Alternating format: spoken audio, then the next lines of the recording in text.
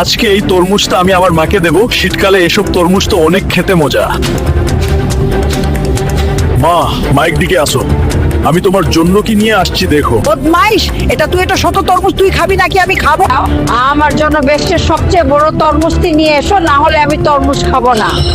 আচ্ছা ঠিক আছে মা, আমি তোমার জন্য সবকিছু করতে রাজি আছি।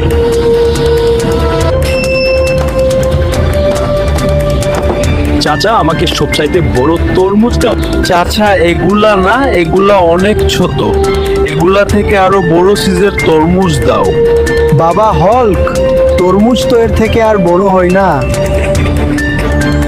তাহলে চাচা, সবচাইতে পৃথিবীতে বড় তরমুজ কোথায় পাবো আমাকে একটু বলেন তো।